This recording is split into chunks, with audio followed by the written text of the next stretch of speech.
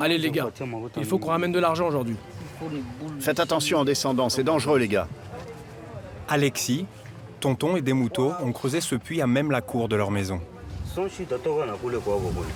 Attention à ne pas vous perdre dans les galeries une fois en bas. Alexis, au total, on sera à combien de profondeur? C'est 21 mètres, 22 mètres.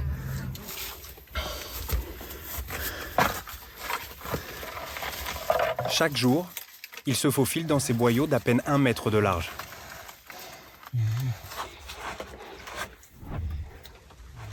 Là, on commence le cobalt.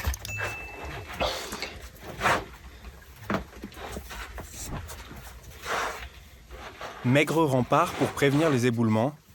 Ça et là, quelques sacs de gravats.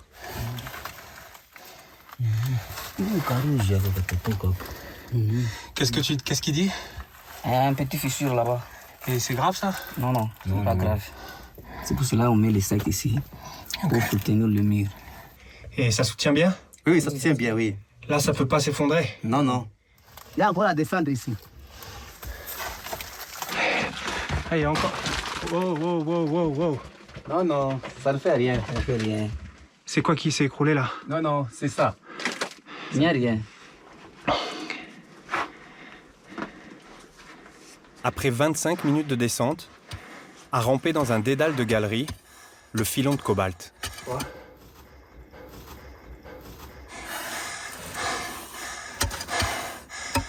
Trois autres mineurs de l'équipe sont déjà là. À cette profondeur, il fait plus de 45 degrés. C'est trop chaud.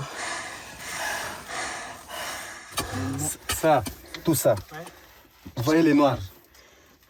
Oui. C'est ça les cobalt, les noirs ici, vous voyez ici. Ce sont les cobaltes. Ça, c'est le cobalt. Les 6 équipiers passent parfois 48 heures d'affilée sous terre. Ils ne remontent à la surface que pour manger 2 fois par jour. Dormons ici en bas. Vous mettez les sacs, vous dormez.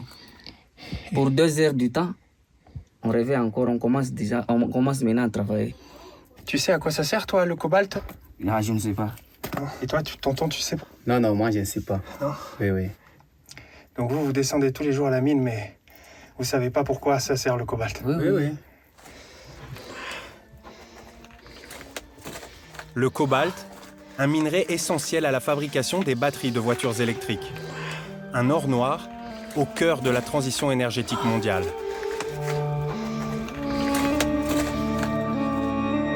Dans ce quartier, des milliers de Congolais creusent sans relâche. Dans les jardins, parfois même à l'intérieur des maisons. Sous chaque bâche orange, autant de mines de cobalt.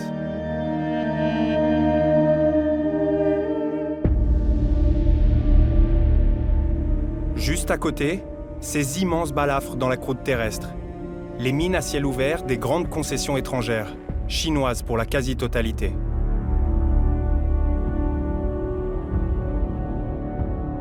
Kolwezi, au sud de la République démocratique du Congo, est la capitale mondiale du cobalt. La ville est assise sur les plus grandes réserves planétaires. D'ici sort 70% de la production mondiale.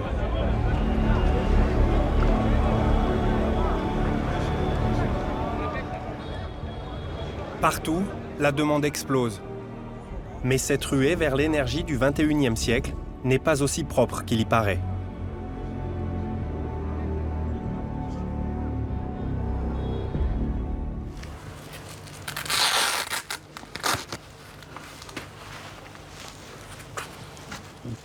Bébé, je vais aller travailler. Qu'est-ce que tu veux que je te rapporte? Un petit camion. Ok. Joseph a 43 ans et le corps déjà cassé par la mine. L'an dernier, il y a eu un éboulement dans une galerie et j'ai tout pris sur la jambe. C'est pour ça que mon genou me fait souffrir. Endurer la douleur pour continuer d'envoyer ses 4 enfants à l'école, subvenir aux besoins de sa femme Kabouiza et payer les $50 de loyer pour cette maison raccordée à l'électricité. J'ai peur tous les jours. Quand il va au travail, j'ai peur parce que je sais qu'il descend dans la mine. Le soir, quand il rentre, c'est toujours un soulagement. Les enfants, venez, nous allons prier pour papa. Mon Dieu, protège mon papa partout où il est. Protège-le partout où il ira. Amen. Joseph travaille sur la mine artisanale de Kamilombe, une sorte de coopérative des miséreux, installée sur une parcelle appartenant encore au gouvernement congolais. Ces petits artisans fourniraient 20 à 30% du cobalt extrait au Congo.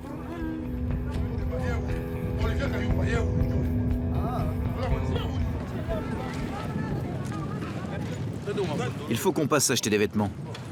Joseph a recruté 2 amis, Fiston et Pépé, pour former son équipe de creuseurs. Je prends celui-ci. On achète des vêtements pour descendre dans la mine. Ils ne durent que quelques jours.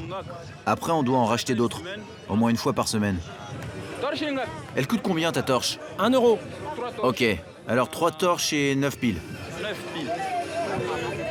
La journée de travail n'a pas encore commencé, et pour équiper ses collègues, Joseph doit déjà débourser 6 euros. Je te donne la moitié. On viendra payer le reste plus tard. Allez, dépêchez-vous, on y va. Les pandololo, des guenilles en swahili, sont l'uniforme des creuseurs. Joseph a payé 50 euros à la coopérative le droit d'exploiter cette parcelle. À coups de pelle et de pioche, ils ont mis 8 mois pour creuser ce puits. Ils doivent descendre dans ce tunnel de 15 mètres de profondeur. Pas d'échelle, pas de corde. Chaque pas doit être calculé.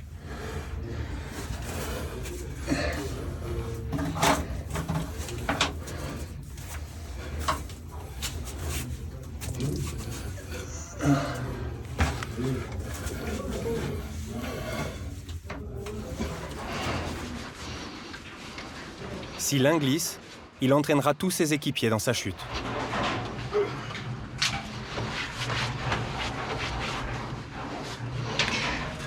Si on n'est pas conscient, on ne peut pas descendre. Une fois en bas, il faut encore ramper sur des dizaines de mètres et passer sous des blocs de roche de plusieurs tonnes. Avant d'atteindre un filon particulièrement riche en cobalt. Ok. Attention, il y a beaucoup, hein.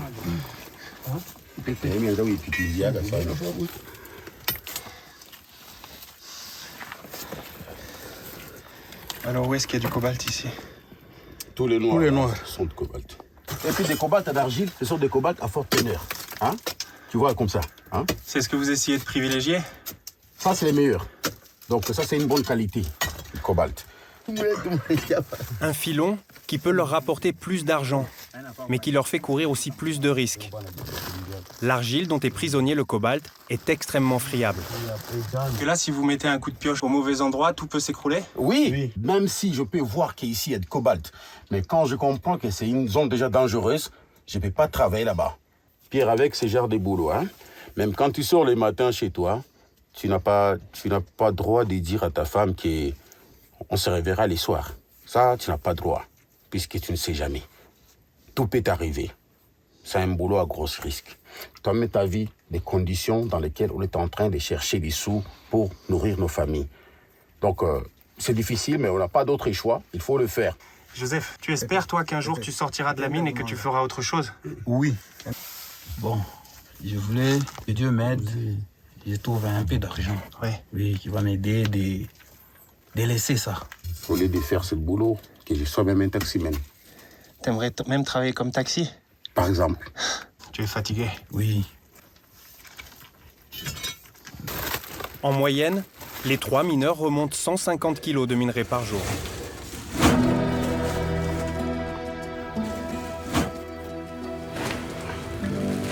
La transition énergétique, ils n'en ont jamais entendu parler. Leur seule préoccupation, la survie de leur famille. Dans la région, il serait 250 000 à travailler dans les mines artisanales. Prenez les sacs et lavez-les rapidement. C'est 1,20 € par sac. Dans la chaîne des forçats du cobalt, les femmes ont aussi leur place. Ces petites mains font les bonnes affaires de ceux qui achètent le minerai. J'espère que la teneur est bonne et que l'on n'a pas travaillé pour rien. Pour écouler leurs marchandises, les creuseurs n'ont pas d'autre choix que de passer par l'un des multiples comptoirs d'achat installés dans les mines congolaises. Et le patron ici, c'est Chen, un Chinois. Il achète jusqu'à 100 tonnes de minerai par jour. Prends tous ces sacs, mets-les à l'intérieur. Les creuseurs ne savent jamais à l'avance combien ils vont gagner. Tout dépend de la teneur en cobalt du minerai. Un échantillon de chaque sac est analysé. Tiens, dis-moi la teneur.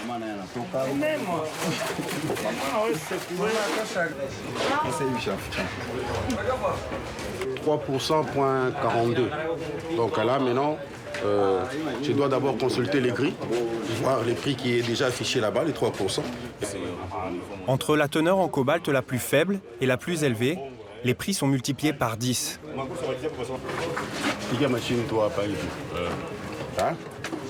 Pas de négociation possible. Combien? 16 kilos. J'ai récupéré 27 000 francs, 28 000 francs. 11 € pour 3 personnes. Pour toute la matinée de travail. Pour toute la matinée de travail. Tu es content? Je suis content, mais pas tout à fait. Tu veux qu'on parle tout à l'heure? Ah oui. Ah oui, c'est bien. Pépé n'ose pas nous dire devant le grossiste qu'il suspecte que les mesures sont truquées. Mais il n'a aucun moyen de vérifier par lui-même la teneur en cobalt. Chen, propriétaire de ce dépôt depuis 8 ans, balaie ses accusations. La manière dont sont fixés les prix, ça n'a rien à voir avec les Chinois. Nous faisons les calculs honnêtement et nous achetons le produit à sa juste valeur aux Congolais. Les creuseurs congolais veulent toujours obtenir le prix le plus haut. Quand la teneur est de 2 ou 3%, eux, ils veulent toujours 5 ou 6%. Et c'est là que les problèmes commencent. Tout ce que les Congolais cherchent, c'est s'enrichir sur notre dos. Joseph et ses collègues ne gagnent pourtant que 7 € par jour en moyenne pour 10 heures de travail. Même si j'amenais ça ailleurs, même si j'amenais ça par exemple à Moussompo, là où il y a encore d'autres dépôts de Chinois, ça sera toujours la même chose. Donc les Chinois ont un langage uniforme par rapport à leur boulot. Les camions, les raffineries, tout est aux Chinois. À la fin de la boucle, les acheteurs, c'est toujours eux. Tout le business de la région est aux mains des Chinois. Sur les 119 comptoirs d'achat dans la région, 106 sont tenus par des Chinois. En 15 ans, l'accord signé entre la République démocratique du Congo et les entreprises minières chinoises s'est transformé en colonisation économique. C'est comment de travailler ici pour vous? Au Congo, je me sens comme en Chine. Je fais ce que je veux. C'est très bien. Le gouvernement congolais nous a bien soutenus, c'est vraiment bien. Ingénieurs, ouvriers et commerçants chinois sont arrivés en masse à Kolwezi. Ils ont même leurs propres hôpitaux. Derrière cette diaspora, la stratégie d'un pays pour contrôler le marché mondial des voitures électriques. Sur des milliers de camions, des plaques de cobalt raffinées sont quotidiennement exportées vers la Chine pour alimenter les usines de batteries. Parmi les 10 premiers fabricants mondiaux, 6 sont chinois et fournissent les géants de l'automobile Tesla, Volkswagen et Nissan. Symbole ultime de l'expansion de l'Empire du Milieu, ces mines gigantesques qui grignotent la ville de jour en jour.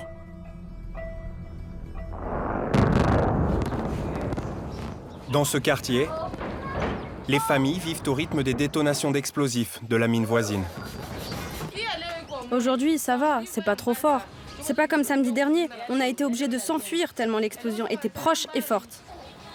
Le mur d'enceinte de cette concession minière se rapproche chaque année un peu plus des habitations. Vous en êtes où? Vous pensez en avoir pour combien de jours encore? Germaine, 55 ans, vivait dans cette maison de 4 pièces depuis 30 ans avec son mari, Willy. Dans un quartier privilégié de Kolwezi, l'un des rares à être raccordé à l'eau courante et l'électricité. Ici, c'était le salon. Il y avait les chaises. Et là, la télévision. Et là, c'était la chambre. Il y avait notre douche là. Et là, dans le coin, le congélateur. Germaine et Willy viennent d'être expropriés. Avec l'aide de leur famille et de leurs voisins, ils démontent leur maison pour récupérer les briques. Je ne pensais pas qu'un jour je devrais quitter cet endroit. Les Chinois sont venus à la maison. Ils nous ont demandé de partir en nous disant que cet endroit avait été vendu. Ils nous ont demandé de démolir notre maison. Aucun pays dans le monde, un étranger peut venir et déloger le propriétaire du pays et mettre ce qu'il veut. Alors nous, où est-ce qu'on peut aller? Dans notre propre pays. On les traite comme des étrangers. On nous a dit que nous avions 3 mois pour partir. Et qu'après, ils viendraient et démoliraient tout. Dans les prochains mois, toutes les familles devront quitter le quartier. Là, vous voyez toutes ces pierres? Elles sont à des gens comme nous qui ont dû détruire leur maison et aller s'installer ailleurs. Willy et Germaine ont reçu 50 000 € de la compagnie minière. Une grosse somme, mais qui ne leur a pas permis de retrouver un logement équivalent. À Kolwezi, les prix de l'immobilier ont été multipliés par 10 ces 3 dernières années. Leur nouvelle maison se trouve à 20 km de leur ancien quartier. Il y a quelques briques qu'on a récupérées là-bas. Ici, ils vont devoir s'habituer à vivre sans eau courante ni électricité. Les sols, les murs, tout reste à faire. Ces 2 retraités doivent repartir de zéro.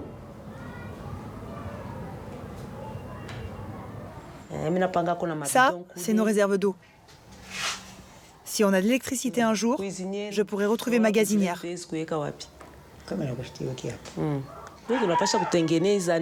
Sois pas triste, ici c'est notre maison maintenant. On va tout faire pour se sentir bien. Petit à petit, on va aménager et on va peindre les murs et ça sera joli, tu verras. Ces habitants qu'on déplace ne sont pas les seules victimes de cette frénésie minière. En 2013, la Sicomine, un consortium minier sino-congolais, construit cette raffinerie. Dans ces grands bassins bleus, des centaines de mètres cubes d'acide sulfurique, indispensables à la transformation du cobalt. La Sicomine est là-bas. C'est là que l'acide se déverse dans la rivière Kalemba. Jean et Augustin sont les chefs du village de Yenge, à 2 km en aval de la raffinerie. Ça, c'est de la chaux qu'ils mettent dans l'eau pour neutraliser l'acide qu'ils utilisent pour traiter le cobalt. À la saison sèche, il y en a partout dans le lit de la rivière. Boire, cuisiner, arroser leurs champs, pour les 300 habitants de Yenge, la rivière Kalemba est la source indispensable à leur survie. Regardez-moi ces choux. Qu'est-ce que tu veux qu'on fasse avec ça? Tout est rongé par l'acide.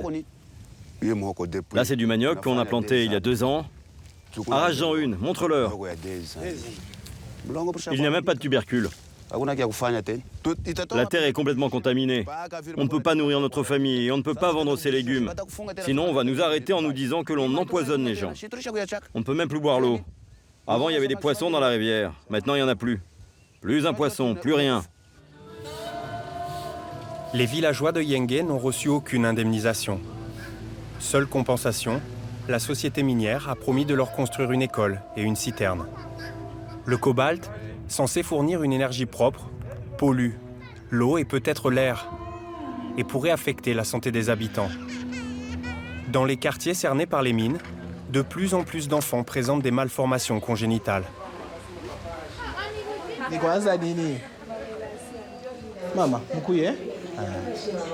Le docteur Billy Mukonk reçoit de plus en plus d'enfants présentant des fentes palatines, aussi appelées becs de lièvre.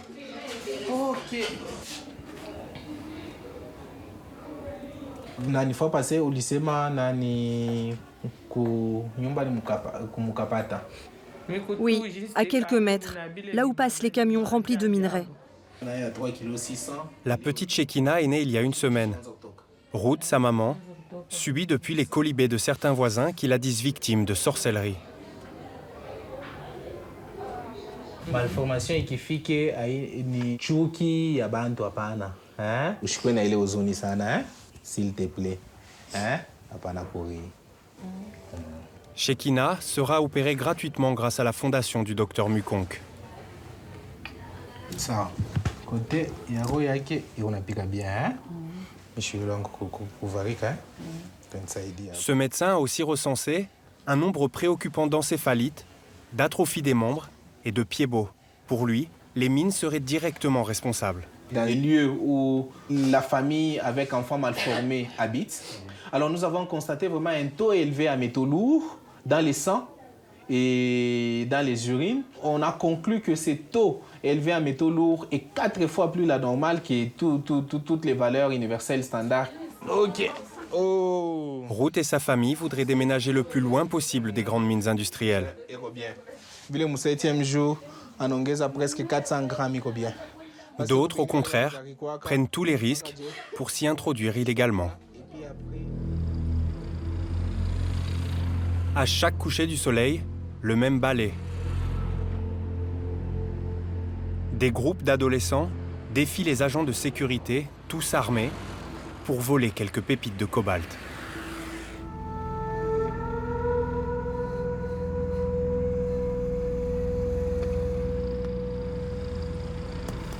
Pour détourner leur attention, certains jettent des pierres sur les gardes postés derrière les murs d'enceinte. Pendant que d'autres escaladent. Se faire attraper peut coûter cher. Sur cette vidéo postée sur les réseaux sociaux, des militaires congolais en uniforme tabassent un fraudeur, sous le regard des contremaîtres chinois qui filment la scène. Des dizaines de cas de sévices corporels et de torture ont été recensés par des syndicats de creuseurs. Si ce mineur a survécu, tous n'ont pas eu cette chance.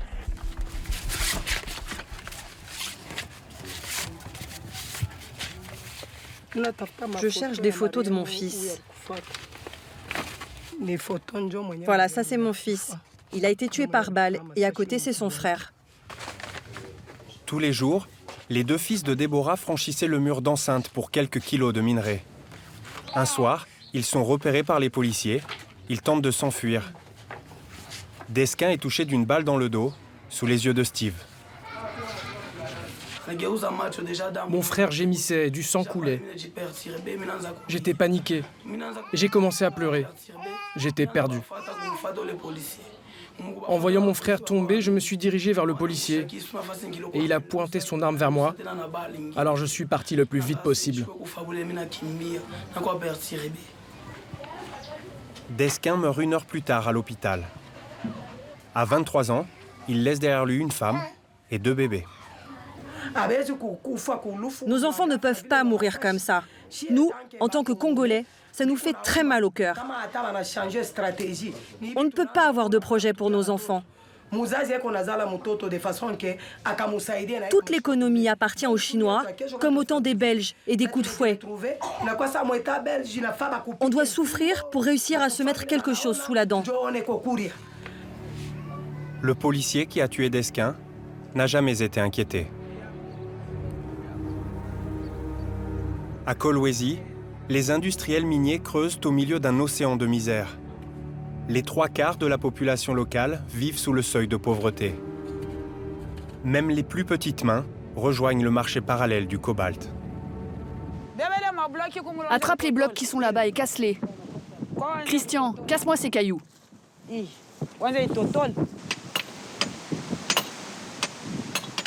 Christian a 6 ans. À l'âge d'apprendre à se servir d'un stylo, il tient chaque jour un marteau. Va chercher ta sœur là-bas. Gerson est son frère jumeau. Tu es vraiment fatigué, toi, ce matin.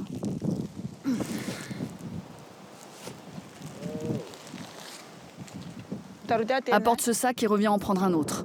Celle qui donne les ordres, c'est Louise, leur maman. On passe nos journées à casser des cailloux. J'ai mal partout. J'en peux plus. Si je pouvais gagner plus d'argent, je mettrais mes enfants à l'école et j'arrêterais de les emmener dans cet enfer. Beyoncé, apporte ces sacs avec tes frères. Chaque jour, Louise, son mari et leurs 3 enfants ramassent des miettes de cobalt dans les montagnes de résidus d'un géant minier.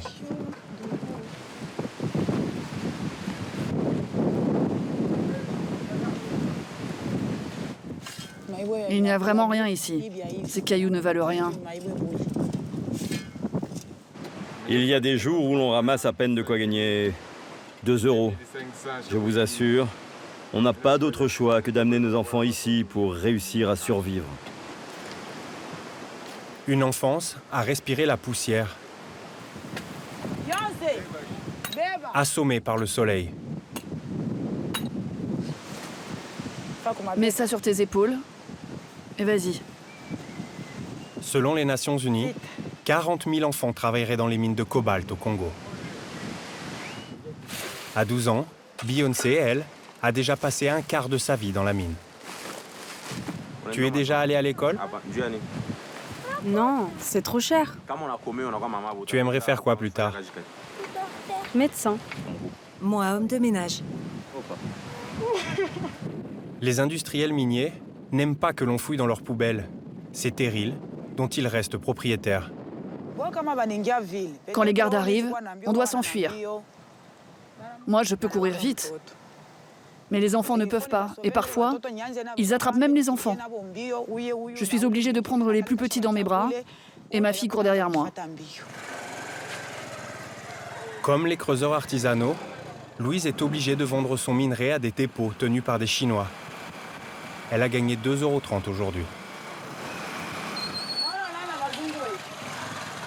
Pour un loyer de 18 €, ils s'entassent à 8 dans cette petite maison. Les enfants dorment ici, dans la cuisine. J'ai faim. C'est souvent qu'elle a faim comme ça? Quand je peux, je leur fais à manger. Mais quand il n'y a rien comme aujourd'hui, les enfants restent sans manger.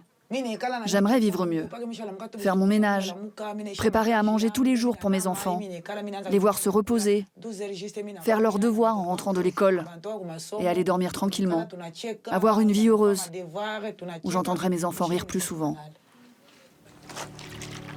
Ces forçats du cobalt risquent de payer encore longtemps notre transition énergétique. Pour assurer le virage mondial vers des énergies propres, la demande du minerai devrait être multipliée par 20 d'ici 2040.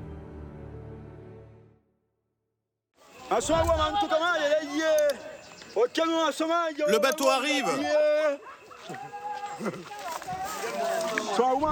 Allez, on y va! Vite, vite! Faut pas le rater! Jean est instituteur à l'école maternelle de son village. Mais l'essentiel des 50 € qu'il empoche chaque mois, il le gagne en poursuivant des navires de passage. On est prévenu de l'arrivée des bateaux par téléphone. Les pêcheurs nous alertent quand ils passent le village de Kouamout. Jean l'attendait depuis plus d'une semaine. Un convoi de marchandises. Un mastodonte de rouille et d'acier qui ne transporte pas que du fret. Un bateau bidonville de 200 mètres de long. Allez, ramez, ramez! Plus de 700 personnes embarquées dans une traversée infernale d'1 mois. Jean vient les ravitailler.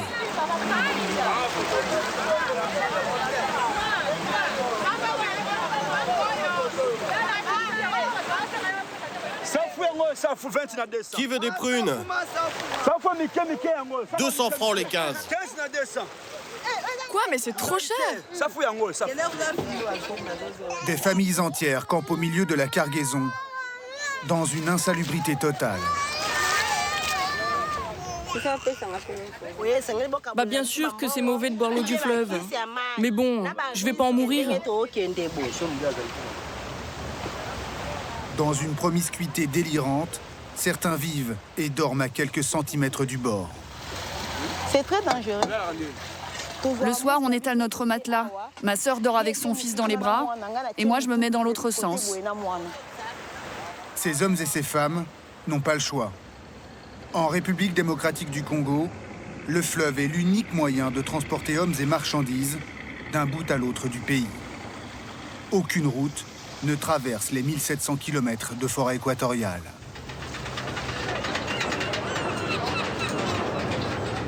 Cette épopée commence à Kinshasa, la capitale, le port de commerce et le poumon économique d'un des pays les plus pauvres du continent africain.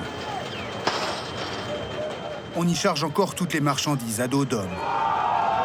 Du sucre, du ciment, des médicaments et autres produits manufacturés. Mais pas de passagers. Ici, c'est interdit.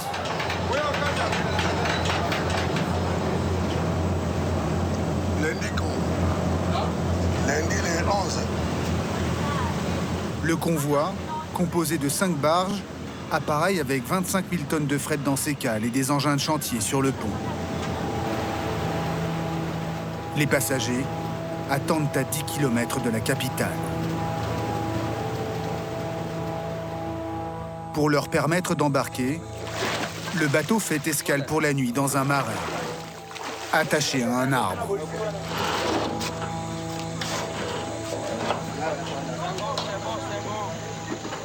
Dans l'obscurité, surgissent les premiers voyageurs dans des pirogues bourrées de marchandises.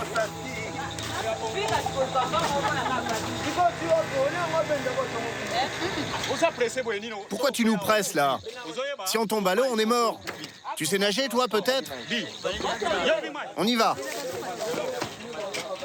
Attention. Dieu merci a 32 ans. Il embarque avec 3 de ses frères, sa femme et sa fille d'1 an et demi.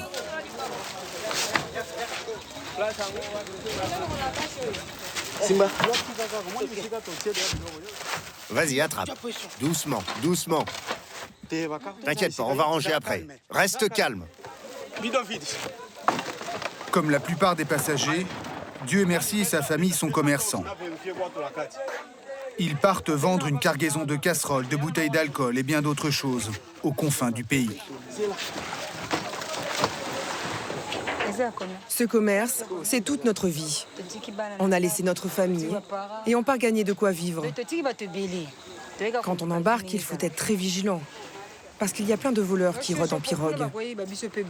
Si t'es pas sur le qui-vive, ils te volent tout. Très vite, les barges sont prises d'assaut.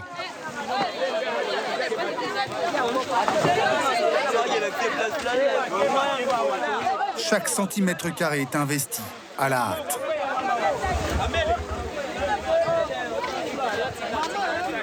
Combien de personnes va dormir ici? 3 personnes.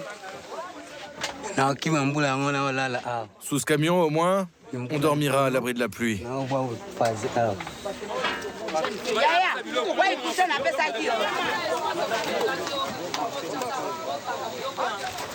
Il est 2 h du matin.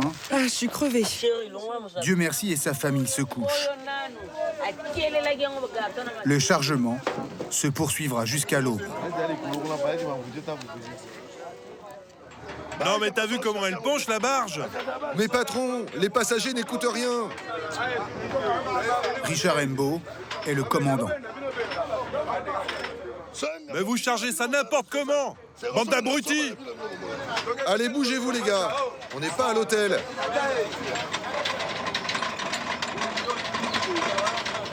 Lorsque le convoi s'ébranle, près de 500 personnes ont pris place à bord.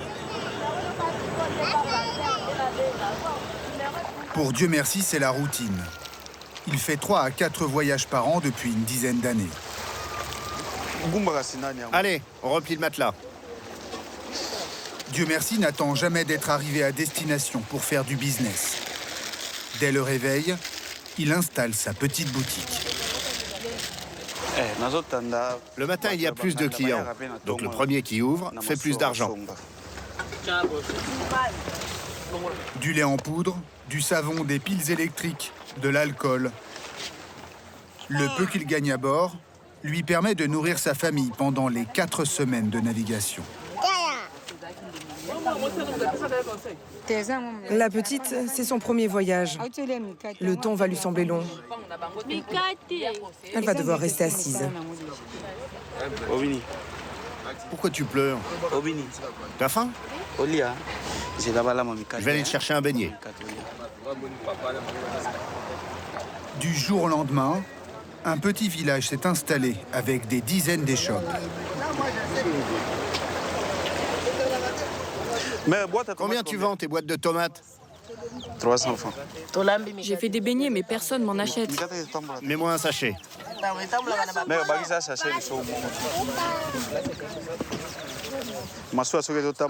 On trouve presque tout à bord. Presque tout le monde se débrouille pour vendre quelque chose, pour survivre. Commerce de bouche en tout genre.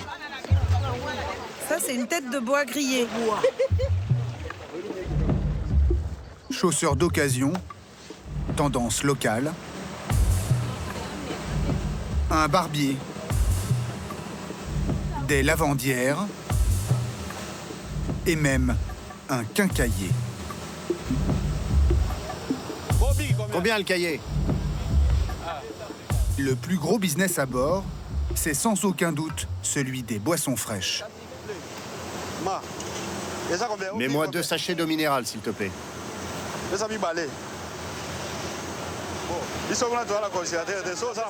Les congélateurs appartiennent aux officiers et aux commandants du bateau.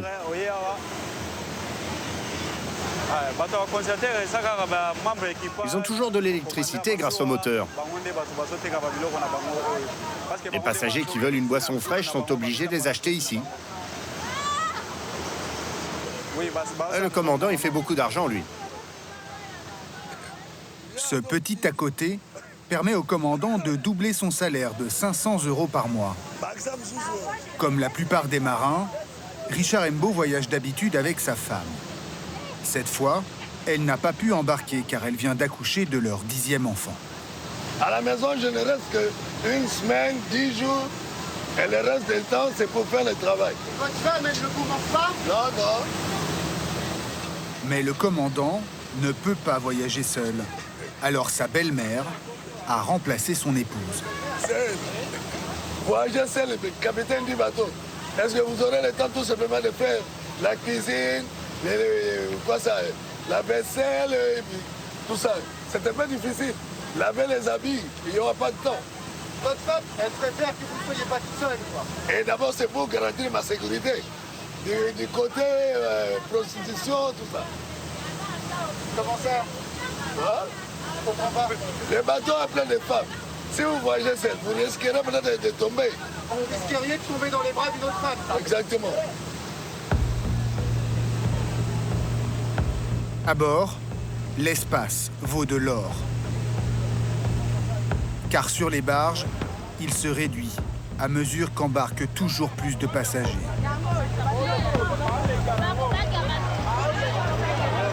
Pousse-toi! Mais où tu veux que j'aille? Mais c'est toi qui bloques le passage.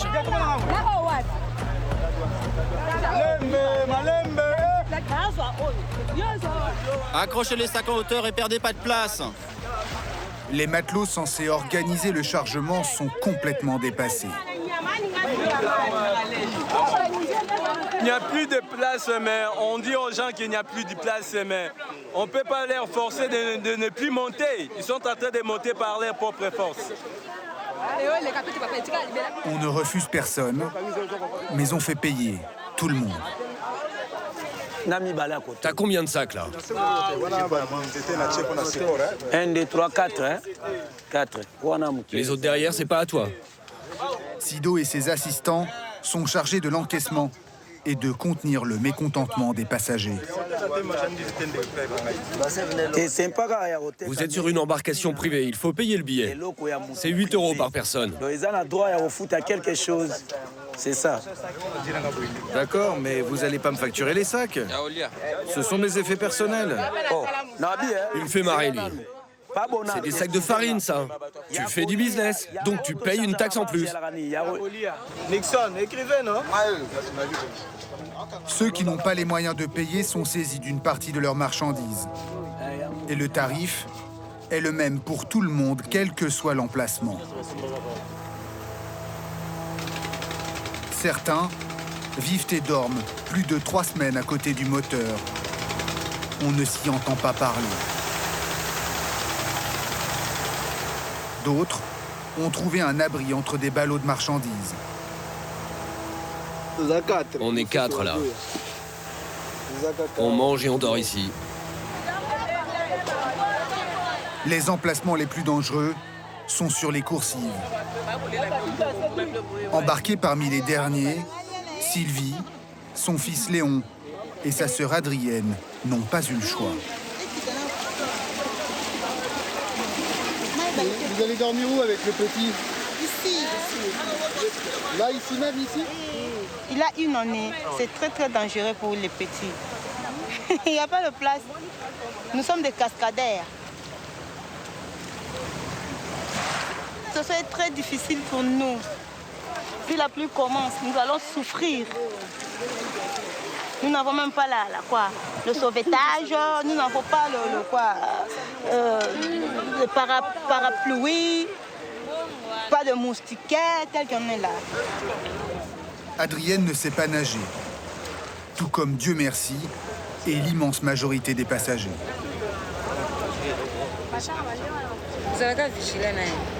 Je suis toujours vigilante. Ma fille reste toujours auprès de moi. Je ne veux pas qu'elle s'approche du bord. Elle n'a pas le droit de sortir de ce périmètre.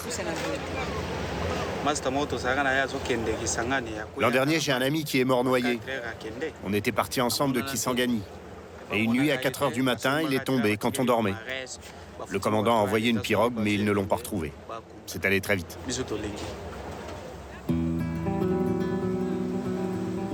Pas de radeau de survie, ni de gilet de sauvetage à bord.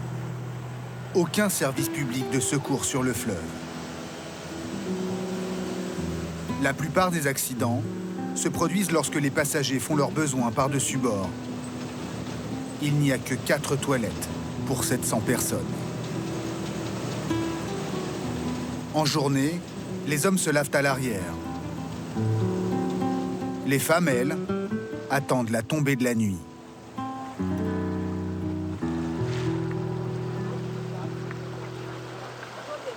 Lorsque les passagers s'endorment, il devient presque impossible de se déplacer sur le pont.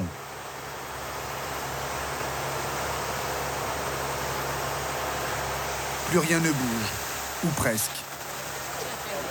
Les occupants des coursives, comme Petit Léon et sa mère Sylvie, peuvent enfin s'allonger.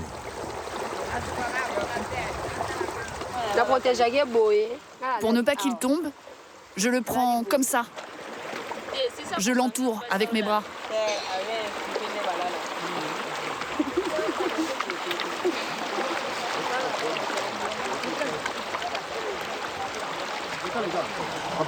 Laisse-moi passer, s'il te plaît.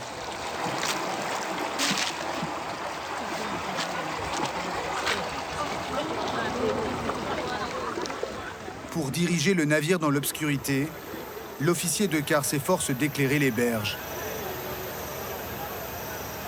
Il n'y a pas de GPS à bord, pas de sondeur, ni de prévision météo. Tu as vu les remous à la surface là-bas? Il faut y aller doucement. Hein. Le capitaine en second navigue sur le fleuve depuis 30 ans, toujours à vue, avec en cette saison un courant de face très fort. Maintiens ton cap. Je crois qu'il y a des bancs de sable à tribord. Il a bien des cartes nautiques, mais elles datent de l'ère coloniale. Les cartes sont de 1960. Ce sont des photocopies. T'as vu dans quel pays on vit? Le balisage ne correspond pas. Les bancs de sable sont mal indiqués parce qu'ils se sont déplacés avec le temps. À l'avant du bateau, on sonde à la main, de jour comme de nuit.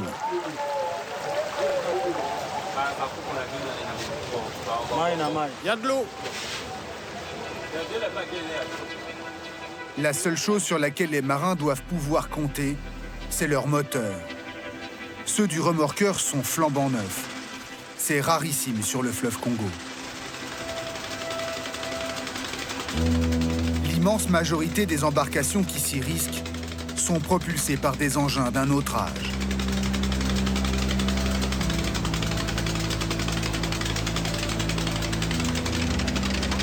En particulier, ces baleinières en bois. Le voyage coûte moins cher que sur les grands navires. À leur bord, on communique le plus souvent avec des gestes, dans un boucan d'enfer. Sous cette bâche, 2 pétaux d'hier.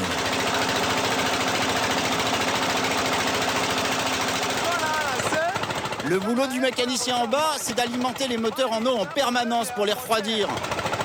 Sur les moteurs chinois, les pompes ne marchent jamais. Alors faut remplir à la main.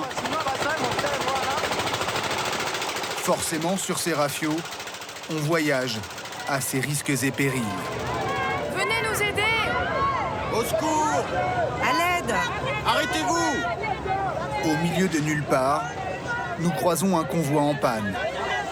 500 personnes à bord.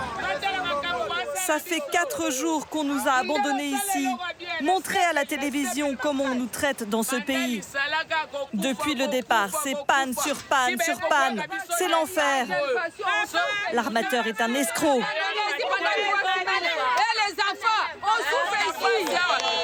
C'est vraiment la galère. On a à peine de quoi manger. On avait embarqué pour gagner notre vie et voilà où on en est. Les naufragés sont condamnés à attendre que des pièces détachées arrivent de Kinshasa. Notre convoi ne s'arrêtera pas. Pour le commandant Mbo, pas question de se dérouter. Et le capitaine en second est bien du même avis.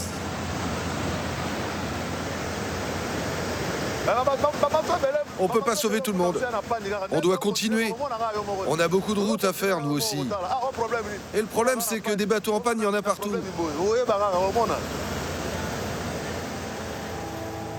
Notre bateau ne s'arrêtera pas non plus pour secourir ces autres naufragés. Ils ont failli y laisser la vie. On est tombé en panne la nuit dernière. Le courant nous a jetés sur les rochers. L'eau s'est engouffrée très rapidement dans le bateau.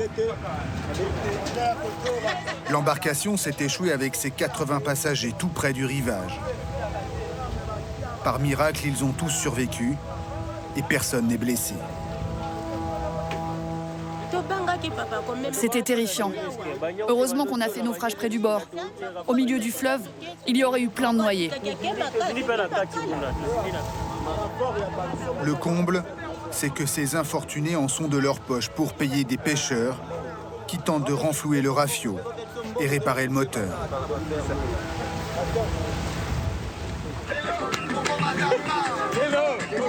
Pendant ce temps, sur les coursives du convoi, on tue l'ennui et on boit des grandes rasades d'alcool de maïs à 60 degrés.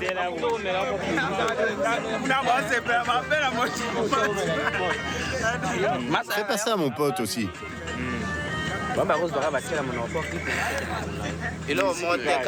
On met la musique avec nos téléphones. Des débats, des dialogues ensemble et tout. Sur le bateau, évidemment, l'alcool et la promiscuité ne font pas bon ménage. En état d'ébriété, un homme et sa femme sont passés par-dessus bord en pleine nuit, rattrapés in extremis par des passagers. Ils sont convoqués à la passerelle au petit matin. Nous allons les punir, ou on va les débarquer, ou on va les réfugier et une punition. Ça peut être quoi comme punition?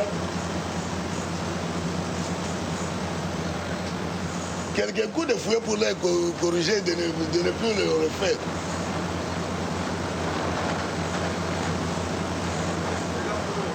Un deuxième couple doit également être interrogé. Le mari ivre aurait frappé sa femme.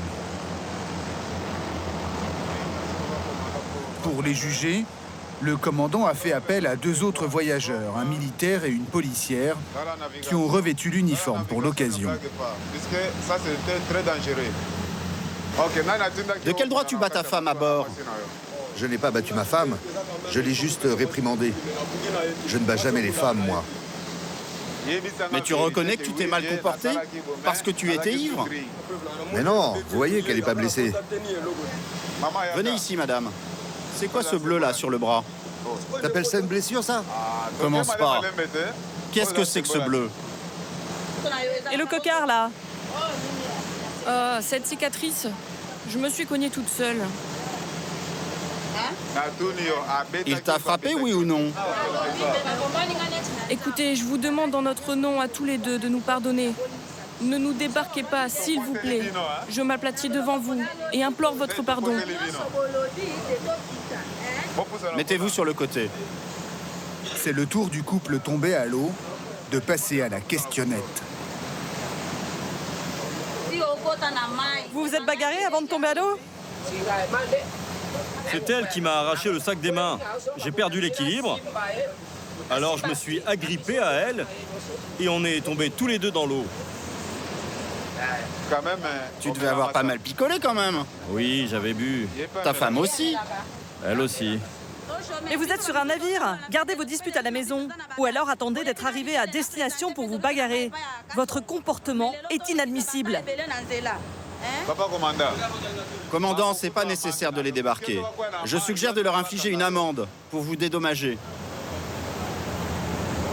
Il faudra leur taxer une amende pour qu'ils ne reprennent pas ça à la prochaine.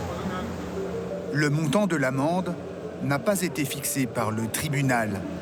Les deux couples sont censés la payer à leur arrivée. Au milieu de ce chaos, un petit miracle.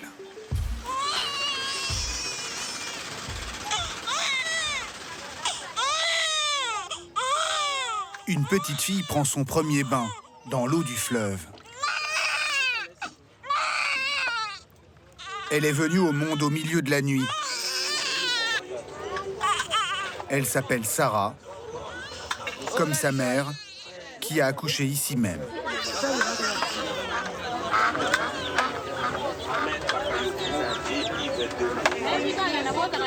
J'ai accouché avec un mois d'avance. Je pensais avoir le temps de finir le voyage et rejoindre mon mari. Je ne m'y attendais pas du tout.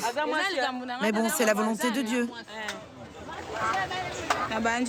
J'étais allongée là et j'ai commencé à avoir des douleurs vers 3 h du matin. J'ai réveillé ma voisine. Je ne la connaissais pas, on s'est rencontrés sur le bateau. C'est elle qui m'a aidée à accoucher. Comment vous avez coupé le cordon? Avec une lame de rasoir, neuve.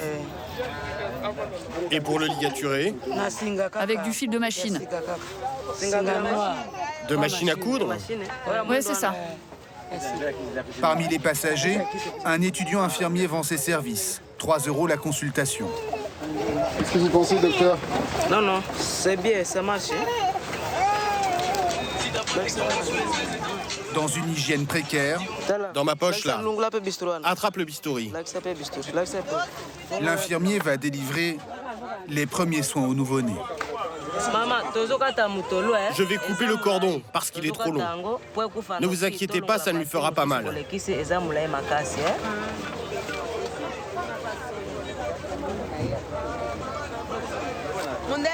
Tiens, je te passe une couche, mais demain tu me rembourses.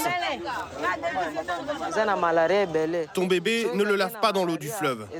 Et couvre-le bien, sinon il va attraper la malaria. Et toi, pense à bien manger, car l'enfant se nourrit à travers toi. Sarah et les 700 passagers parviendront sains et saufs au port de Kisangani, le terminus de leur voyage, après 32 jours de navigation. Le convoi prendra le chemin du retour vers Kinshasa, aussi bondé qu'à l'aller.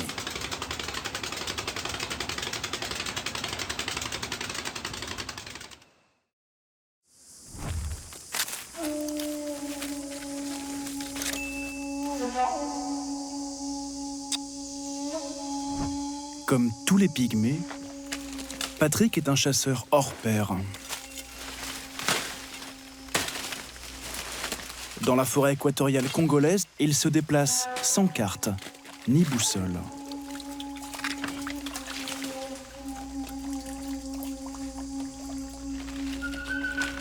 Avec ses cousins, Patrick vient de lever la piste d'un gibier qui pourrait nourrir toute la famille.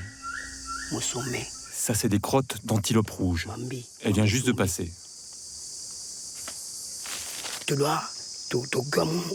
Pour suivre sa piste, on va devoir quitter le sentier des hommes. Il faut qu'on s'enfonce un peu plus dans la forêt. Patrick utilise une technique qu'il travaille depuis l'enfance.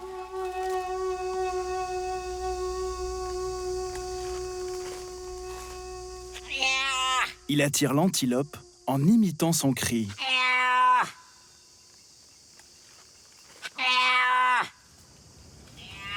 Mais aujourd'hui, l'animal ne se laissera pas duper. Deuxième tentative des chasseurs. Patrick vient de repérer un singe, le mets favori des pygmées.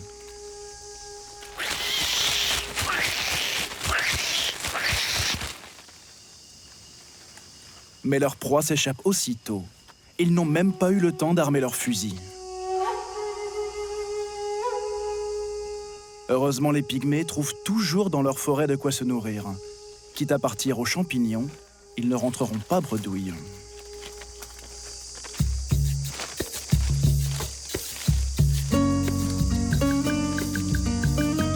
Entre 250 et 350 000 individus, répartis le long de l'équateur, uniquement sur le continent africain. Leur taille, 1,50 m en moyenne, s'explique par une adaptation morphologique à leur environnement. Plus petits, ils se faufilent aisément dans cette forêt impénétrable. Ils font preuve aussi d'une agilité redoutable pour grimper dans les arbres où ils récoltent du miel.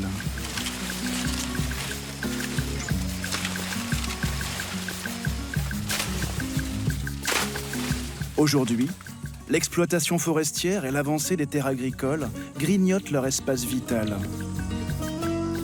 Leur mode de vie est plus que jamais menacé de disparition.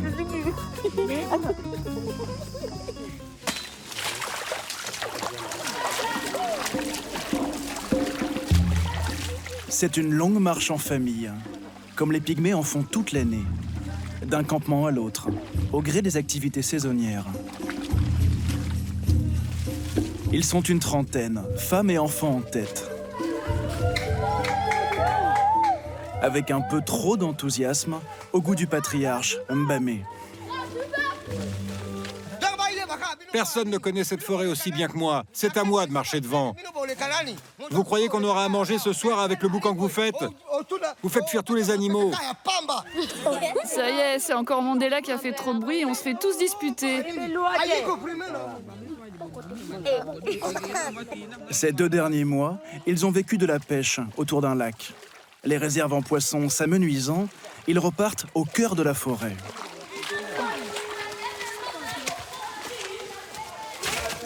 Après avoir troqué le produit de leur pêche contre habits et cigarettes, les voici à 3 jours de marche de la première ville, là où le gibier vit en abondance.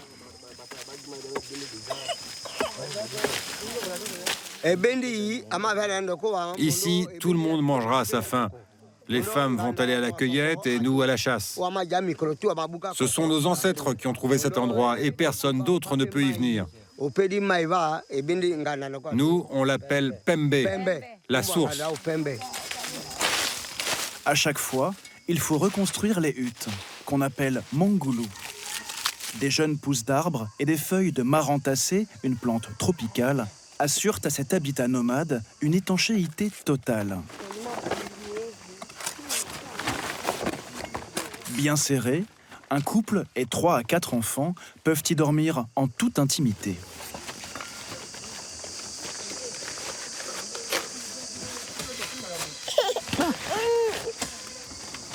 Pour ceux qui ne sont pas en couple, une toiture plus sommaire suffit. Ma femme est partie rendre visite à sa famille dans un autre campement. Donc je fais un banzo, la hutte réservée aux célibataires. Normalement, c'est le boulot des femmes, mais là, si je veux dormir au sec, c'est à moi de le faire. Pour la nourriture, les pygmées aiment aussi voyager léger. Ils n'en transportent jamais avec eux et trouvent de quoi se sustenter au jour le jour. Je prends de quoi aiguiser la hache.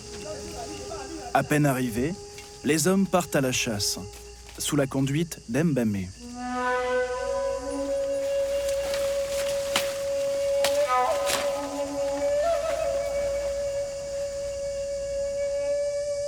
S'il semble diriger le groupe, il n'en est pas pour autant le chef, notion qui n'existe pas chez les pygmées. Son autorité naturelle, Mbamé la doit à son rôle de Touma, le maître chasseur, un statut obtenu le jour où il a tué son premier éléphant, à la lance. C'est un éléphant, un mâle. Oui, c'est un mâle. On le reconnaît à la taille de l'empreinte. Il est passé hier. Son empreinte est toute fraîche. Il a plu dessus cette nuit. L'espèce est protégée, mais les pygmées sont parfois payés par les trafiquants d'ivoire pour chasser l'éléphant. Il est parti par là. Il est parti vers la clairière. C'est un gros mâle.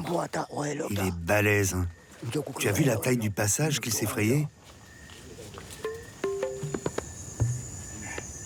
Cette fois, pas question de le tuer, mais juste d'éviter un face-à-face dangereux. Les maladies et les attaques d'animaux sont les principales causes de mortalité chez les pygmées. Buffles, panthères, gorilles, crocodiles, les espèces redoutables ici ne manquent pas. Avant toute chasse, les pygmées recourent à des rituels censés leur porter chance. C'est le rôle de Mokyo, beau-frère d'Mbamé, et devint guérisseur du groupe. Seule habilité à dialoguer avec les mondes invisibles, il s'adresse à Mbondo, l'esprit de cette plante. Mbondo, dis-nous si nous faisons bonne route. Y a-t-il des dangers devant nous? Attire les antilopes et les singes sur notre route. Mokyo se dit capable de lire dans les mouvements du bâton qu'il manipule les réponses de l'esprit d'Mbondo. C'est bon. L'esprit dit que la route sera bonne. Aucun danger devant nous. Allez, tout le monde debout.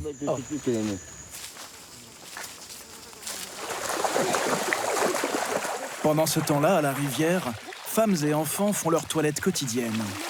Bibouna, la sœur d'Mbamé, s'occupe de sa petite fille, Nadine.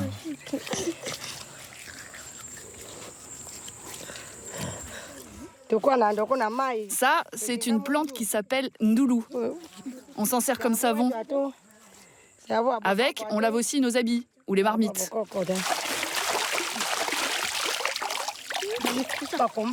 Pour être une belle pygmée, il faut des scarifications. On peut en faire sur le front, sur les joues. Moi, j'en ai sur l'épaule. On appelle ça nzo.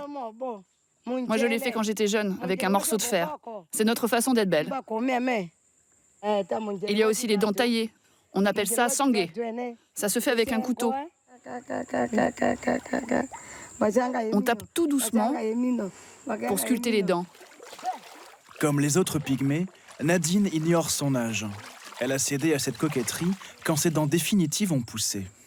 Ça t'a fait mal? Oui. J'ai pas pu manger de la journée. Et je crois que je n'ai pas pu dormir de la nuit. Et ça te plaît quand même? Oui, moi je trouve ça beau. Et je suis fière d'avoir les mêmes dents taillées que les anciens.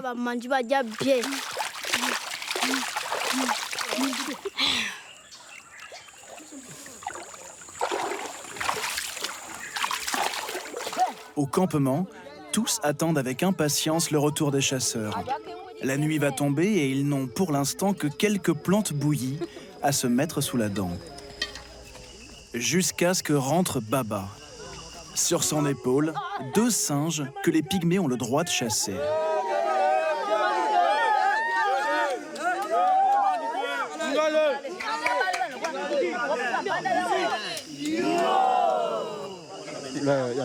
Ils étaient en haut d'un arbre et je les ai eus du premier coup. Je suis vraiment heureux et fier de pouvoir apporter à manger à toute la famille.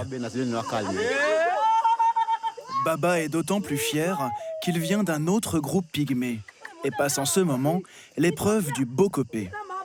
Avant d'être autorisé à se marier, il doit prouver à sa belle famille qu'il est une bonne recrue. Faut qu'il reste avec nous, lui. C'est important d'avoir un gars comme ça dans la famille. Tout le monde s'est dit, voilà, ça c'est un homme. Il y en a qui n'ont rien ramené aujourd'hui. Heureusement qu'il était là, lui.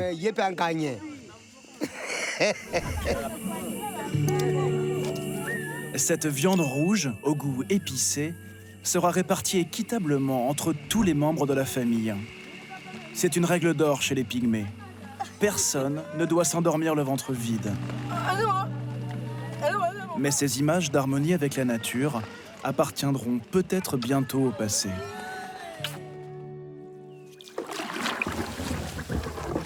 À 12 heures de pirogue, d'autres pygmées vivent déjà une réalité bien différente, victimes du recul de la forêt. Chaque année, des milliers d'hectares de végétation disparaissent au profit des plantations agricoles.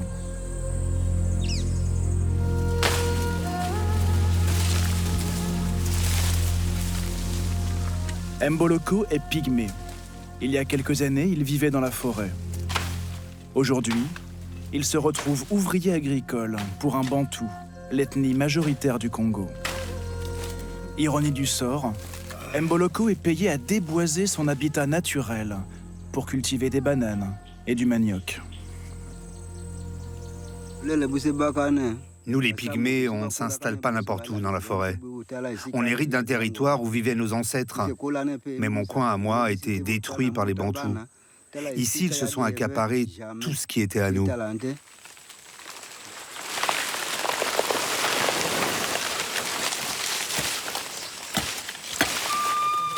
Les Bantous mesurent 30 cm de plus que les pygmées. Ils détiennent le pouvoir politique et la richesse économique au Congo. Mboloko, lui, est un citoyen de seconde zone, illettré et sans papier. Le soir, il vient toucher sa paye, 1000 francs CFA, soit 1,50 €. Son patron s'appelle Dominique. Il souhaite conserver son anonymat. Pourquoi t'as ramassé ça? Ben, j'ai voulu bien couper, hein, pour pas que tu crois que c'était un voleur. C'est même pas mûr. T'as bien débroussaillé au moins? Oui, oui. T'es sûr? J'ai débroussaillé tout autour de l'arbre. Tu sais que si tu débroussailles pas bien, les bananiers ne pousseront pas et tu n'auras plus de travail. Non, non, j'ai bien travaillé. Tiens, tu l'as mérité. En réalité, c'est vrai que 1000 francs CFA, c'est insuffisant pour nourrir une famille. Mais comme c'est le tarif fixé par le village, on ne peut pas faire autrement. Qu'ils soient contents ou non, ils sont obligés de prendre. Enfin, ils ne sont pas tant à plaindre que ça. Hein. Dans les villages les plus reculés, on les paye carrément un coup de cigarette.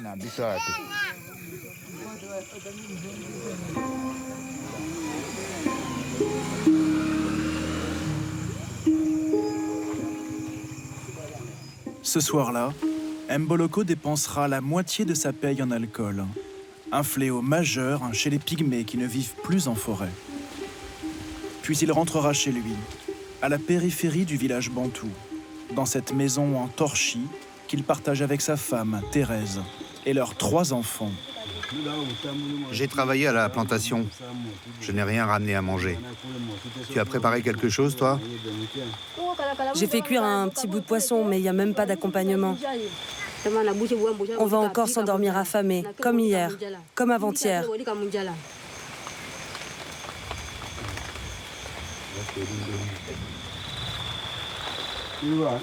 Voici ma maison. C'est ici que dort ma femme avec notre dernier enfant. Et moi, je dors là, avec les 2 plus grands.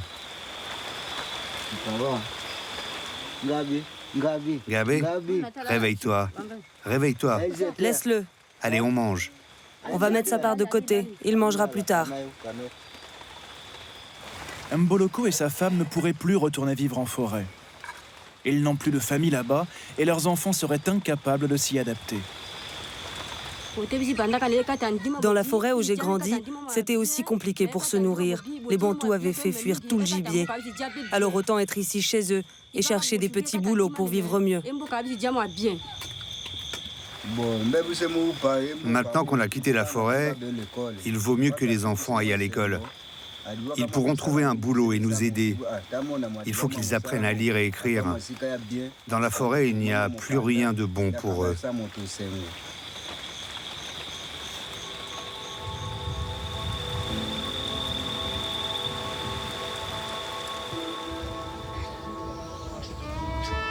Traditionnellement, les enfants pygmées ne sont pas scolarisés. Mais depuis 2006, des missionnaires catholiques ont bâti une dizaine d'écoles qui leur sont réservées.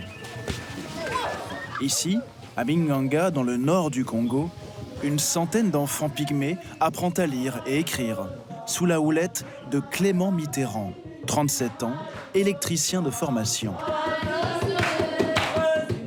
Tous les matins, ce bantou commence par diriger la prière, obligatoire avant le début des cours.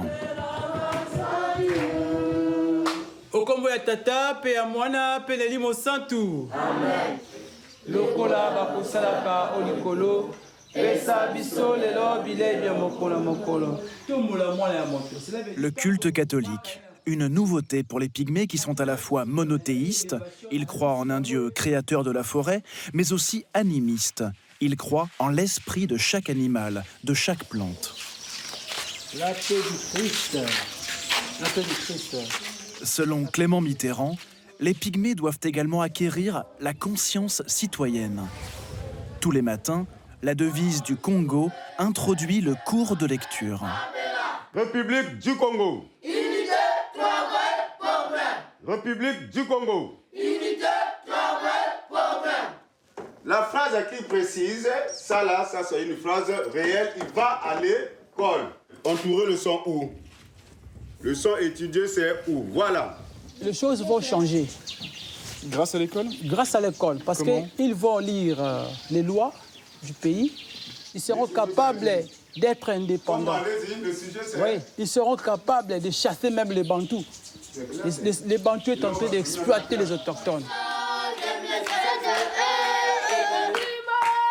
Sur la centaine d'enfants scolarisés ici, un quart est interne. Tous vivent dans l'espoir de vivre un jour sur un pied d'égalité avec les Bantous. Je ne veux pas que mes enfants vivent comme des bêtes dans la forêt. Ici, Dieu nous donne une chance de nous en sortir. En forêt, on est vraiment sale. Ici, au moins, on peut se laver. Et les Bantous ne peuvent plus se moquer de nous.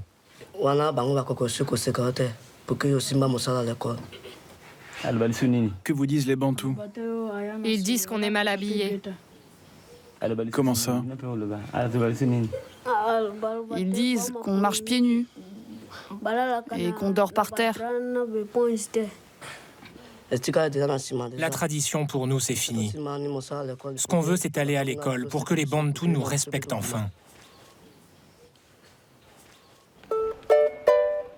Le gouvernement congolais souhaite développer la scolarisation des pygmées.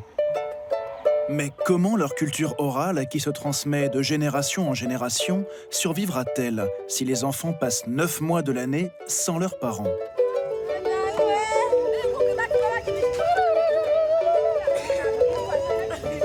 Les enfants, on se dépêche de ramasser les ignames et on y va. Dans la famille d'Mbamé, les chasseurs de singes qui vivent au cœur de la forêt, aucun enfant n'est scolarisé. Leur école à eux, c'est celle de la nature. Ce matin, c'est cours de cueillette pour Koumou, avec sa maman. Tiens, approche-toi. Ça, tu vois, c'est du coca. Prends la liane. Tu peux en ramasser un peu. Regarde bien ces feuilles de coca. Si tu as mal au ventre, tu les mâches, ou bien tu les fais bouillir et tu les bois en infusion. Tes douleurs disparaîtront.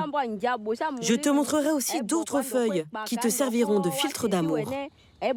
Si tu veux que ton mari ne regarde pas d'autres femmes, tu mets ces plantes dans sa nourriture. Tu as bien retenu, il y a des plantes qui t'aideront dans ton mariage. L'apprentissage de Koumou est loin d'être fini.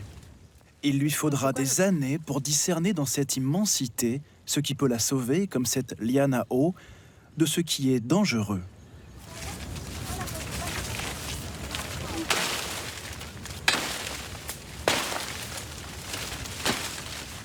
Tiens, voilà du moupangu. Faut pas le manger. Pas manger. Ça sert à empoisonner les flèches pour tuer les singes. D'accord, pour tuer les singes. Les pygmées sont face à un choix cornélien.